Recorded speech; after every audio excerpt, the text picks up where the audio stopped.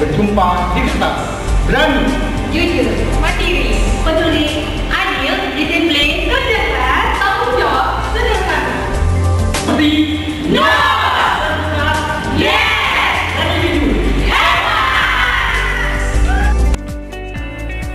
Halo, Assalamualaikum warahmatullahi wabarakatuh. Perkenalkan, nama saya Muhammad Syahputra, mahasiswa Sarjana Terapan, jurusan Keperawatan Poltekkes Kemenkes Medan, Stambuk 2017. Nah, kebetulan nih teman-teman di sini, saya ingin ngajak teman-teman untuk vlog bareng. Kita mau buat sharing tentang korupsi. Nah, kenapa korupsi? Jadi gini teman-teman, berdasarkan berita yang saya baca, saat ini Indonesia berada di darurat korupsi.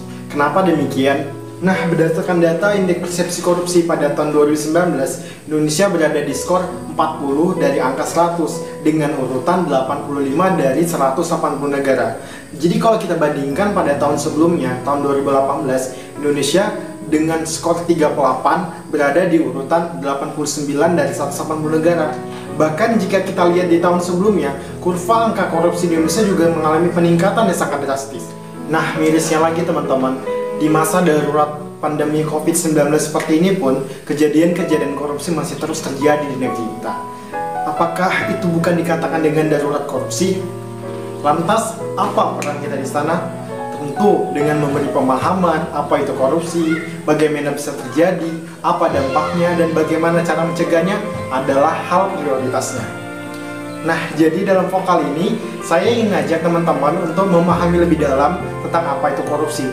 Tentu saya tidak sendirian, saya akan dibantu oleh teman-teman saya untuk memberi pemahaman tentang apa itu korupsi. Oke teman-teman, jangan kemana-mana, yuk kita simak. Korupsi adalah tindakan penyalahgunaan kekuasaan dan kepercayaan publik di dalam instansi atau organisasi yang bertujuan untuk memperoleh keuntungan pribadi. Secara yuridis, dalam Undang-Undang Nomor 31 Tahun 1999 telah jelas tertulis definisi korupsi, yakni setiap orang yang dengan sengaja melawan hukum untuk melakukan perbuatan yang bertujuan untuk memperkaya diri sendiri atau orang lain yang menyebabkan kerugian keuangan negara dan perekonomian negara. Bahkan di tengah pandemi COVID-19 ini, masih saja ada oknum yang memanfaatkan keadaan untuk kepentingan dirinya sendiri.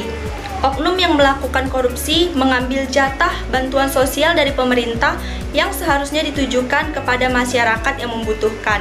Maka dari itu, KPK telah memetakan titik rawan korupsi di tengah pandemi COVID-19 ini, seperti di sektor pengadaan barang dan jasa, titik sumbangan pihak ketiga, pengalokasian anggaran dari APBN dan APBD, serta pendistribusian program bantuan sosial.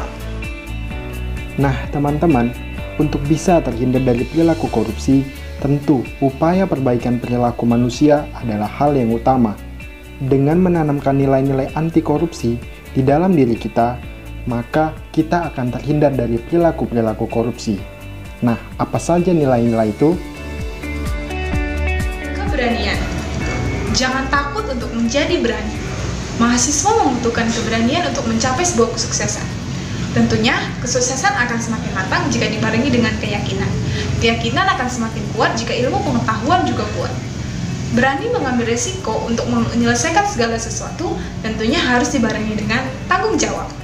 Kejujuran didefinisikan sebagai lurus hati, tidak bohong dan tidak curang. Jujur merupakan salah satu sifat yang sangat penting dalam kehidupan mahasiswa.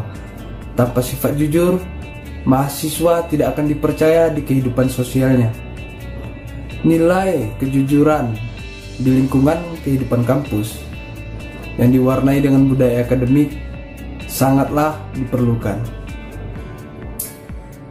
Kejujuran itu diibaratkan seperti mata uang yang berlaku di mana-mana, termasuk dalam kehidupan kampus.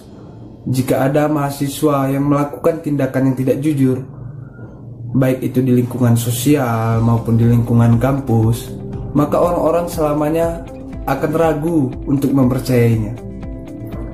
Nah, maka dari itu, kejujuran itu penting ya kawan-kawan. Yang ketiga, kemandirian.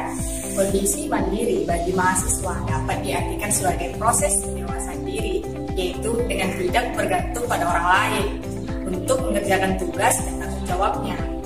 Nah, hal ini sangat penting untuk masa depannya, di mana mahasiswa tersebut harus bisa mengatur kehidupannya dan orang-orang yang berada di bawah tanggung jawabnya. Sebab tidak akan mungkin orang yang tidak dapat mengatur kehidupannya akan mampu mengatur kehidupan orang lain. Jadi, dengan karakter kemandirian tersebut, mahasiswa dituntut untuk bisa mengerjakan semua tanggung jawabnya dengan usaha sendiri, bukan orang lain. Kepedulian. Nilai kepedulian sangatlah penting bagi seorang mahasiswa. Karena kita mahasiswa sebagai calon pemimpin masa depan nantinya harus memiliki rasa kepedulian yang tinggi terhadap lingkungan kita. Baik itu lingkungan di dalam kampus maupun lingkungan di luar kampus. Keadilan. Adil adalah sama berat, tidak berat sebelah, dan tidak memihak. Bagi mahasiswa, karakter adil ini perlu sekali dibina sejak masa perkuliahan, agar mahasiswa dapat mengambil keputusan secara adil dan benar melalui pengalaman dan pengetahuan yang dimilikinya. Dengan demikian, diharapkan agar mahasiswa dapat mengambil keputusan secara bijaksana, di mana permasalahan semakin lama akan semakin rumit dan sulit untuk diselesaikan. Kedisiplinan adalah suatu ketaatan atau kepatuhan pada peraturan, terutama pada mahasiswa. Mahasiswa harus bisa memiliki sikap disiplin, salah satunya kedisiplinan dalam waktu. Mahasiswa harus pandai dalam mengatur waktu dengan sebaik-baiknya, dengan cara datang tepat waktu, menyelesaikan tugas akademik maupun sosial. Selanjutnya, sederhana. Hidup sederhana sebaiknya dikembangkan sejak siswa mengenyam masa pendidikannya. Dengan gaya hidup sederhana, berarti siswa tersebut dibiasakan untuk hidup tidak boros. Seperti yang kita tahu, bahwasannya sederhana identik dengan kemiskinan, namun persepsi itu salah besar. Sederhana berarti tidak berlebihan dalam menjalani hidup. Di Indonesia, pola hidup yang berorientasi pada materi kian mewabah. Dengan begitu, kalangan remaja akan menjadi sasaran empuk untuk terjebak dalam pola hidup yang berorientasi pada materi. Seperti yang kita sering lihat di televisi, seperti di sinetron dan iklan, akan memberikan panutan dalam hidup yang mewah. Dengan begitu, para remaja akan menjadi tidak pede untuk menjadi dirinya sendiri dan hidup dalam kesederhanaan. Dengan begitu, mari kita hidup sederhana, dimulai dari diri sendiri dan penerapannya dalam kehidupan sehari-hari.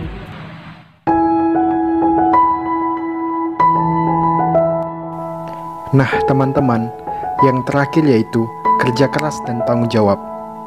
Perilaku ini sangat penting untuk prinsip hidup kita. Kita bekerja keras untuk bertanggung jawab terhadap mimpi-mimpi yang ingin kita wujudkan.